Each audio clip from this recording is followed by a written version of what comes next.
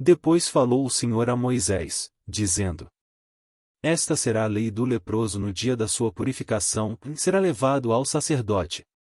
E o sacerdote sairá fora do arraial, e o examinará, e eis que, se a praga da lepra do leproso for sarada, então o sacerdote ordenará que por aquele que se houver de purificar se tomem 2 aves vivas e limpas, e pau de cedro, e carmesim, e hisopo. Mandará também o sacerdote que se degole uma ave num vaso de barro sobre águas vivas. E tomará a ave viva, e o pau de cedro, e o carmesim, e o hisopo, e os molhará, com a ave viva, no sangue da ave que foi degolada sobre as águas correntes.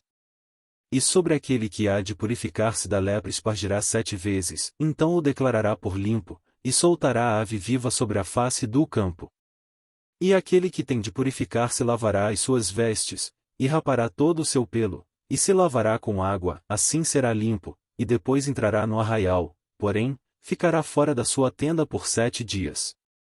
E será que ao 7º dia rapará todo o seu pelo, a sua cabeça, e a sua barba, e as sobrancelhas, sim, rapará todo o pelo, e lavará as suas vestes, e lavará a sua carne com água, e será limpo.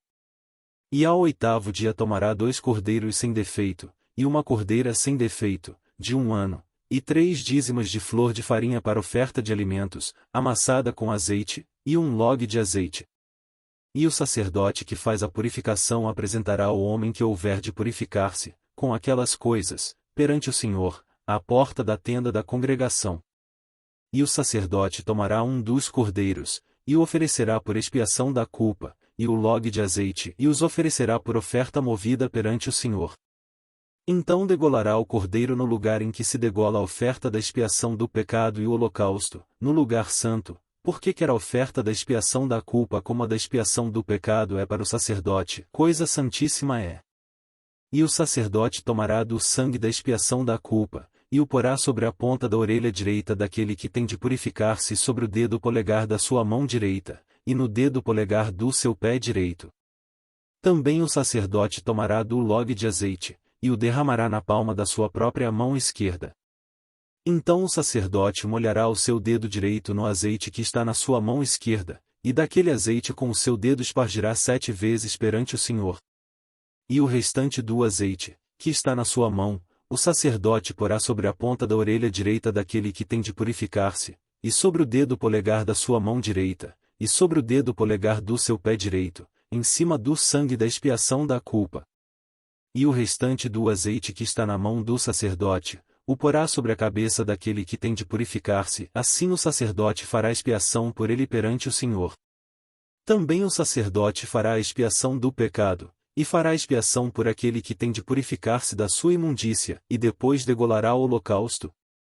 E o sacerdote oferecerá o holocausto e a oferta de alimentos sobre o altar, assim o sacerdote fará expiação por ele, e será limpo. Porém se for pobre, e em sua mão não houver recursos para tanto, tomará um cordeiro para expiação da culpa em oferta de movimento, para fazer expiação por ele, e a dízima de flor de farinha, amassada com azeite, para oferta de alimentos, e 1 log de azeite. E 2 rolas, ou 2 pombinhos, conforme as suas posses, dos quais um será para expiação do pecado, e o outro para holocausto. E ao 8º dia da sua purificação os trará ao sacerdote, à porta da tenda da congregação, perante o Senhor. E o sacerdote tomará o cordeiro da expiação da culpa, e o log de azeite, e os oferecerá por oferta movida perante o Senhor. Então degolará o cordeiro da expiação da culpa, e o sacerdote tomará do sangue da expiação da culpa, e o porá sobre a ponta da orelha direita daquele que tem de purificar-se, e sobre o dedo polegar da sua mão direita, e sobre o dedo polegar do seu pé direito. Também o sacerdote derramará do azeite na palma da sua própria mão esquerda. Depois o sacerdote com o seu dedo direito espargirá do azeite que está na sua mão esquerda, 7 vezes perante o Senhor. E o sacerdote porá do azeite que está na sua mão na ponta da orelha direita daquele que tem de purificar-se, e no dedo polegar da sua mão direita, e no dedo polegar do seu pé direito, no lugar do sangue da expiação da culpa. E o que sobejar do azeite que está na mão do sacerdote porá sobre a cabeça daquele que tem de purificar-se, para fazer expiação por ele perante o Senhor. Depois oferecerá uma das rolas ou um dos pombinhos, conforme suas posses. Sim, conforme as suas posses, será um para expiação do pecado e o outro para holocausto com a oferta de alimentos, e assim o sacerdote fará expiação por aquele que tem de purificar-se perante o Senhor. Esta é a lei daquele em quem estiver a praga da lepra, cujas posses não lhe permitirem o devido para a purificação. Falou mais o Senhor a Moisés e a Arão, dizendo: Quando tiverdes entrado na terra de Canaã que vos hei de dar por possessão, e eu enviar a praga da lepra em alguma casa da terra da vossa possessão. Então aquele, de quem for a casa, virá e informará ao sacerdote, dizendo: Parece-me que há como que praga em minha casa. E o sacerdote ordenará que desocupem a casa, antes que entre para examinar a praga, para que tudo o que está na casa não seja contaminado, e depois entrará o sacerdote, para examinar a casa. E, vendo a praga, e eis que se ela estiver nas paredes da casa em covinhas verdes ou vermelhas, e parecerem mais fundas do que a parede, então o sacerdote sairá da casa para fora da porta, e fechá-la-á por 7 dias. Depois, ao 7º dia o sacerdote voltará, e examinará, e se vir que a praga nas paredes da casa se tem estendido. Então o sacerdote ordenará que arranquem as pedras, em que estiver a praga, e que as lancem fora da cidade, num lugar imundo. E fará raspar a casa por dentro ao redor, e o pó que houverem raspado lançarão fora da cidade, num lugar imundo. Depois tomarão outras pedras, e as porão no lugar das primeiras pedras, e outro barro se tomará, e a casa se rebocará.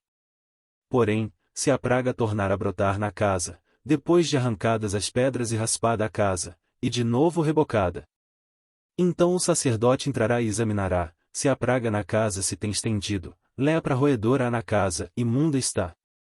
Portanto se derribará a casa, as suas pedras, e a sua madeira, como também todo o barro da casa, e se levará para fora da cidade a um lugar imundo. E o que entrar naquela casa, em qualquer dia em que estiver fechada, será imundo até a tarde. Também o que se deitar a dormir em tal casa, lavará as suas roupas, e o que comer em tal casa lavará as suas roupas.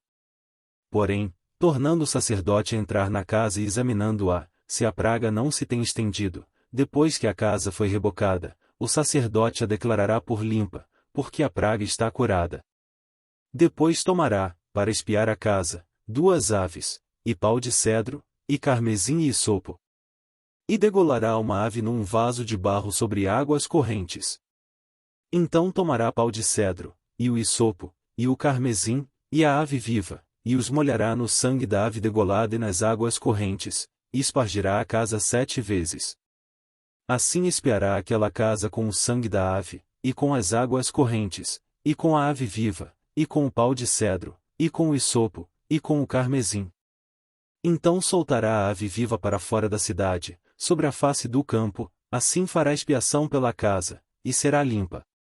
Esta é a lei de toda a praga da lepra, e da tinha, e da lepra das roupas, e das casas, e da inchação, e das pústulas, e das manchas lustrosas. Para ensinar quando alguma coisa será imunda, e quando será limpa. Esta é a lei da lepra. Levítico 14, 1 ao 57.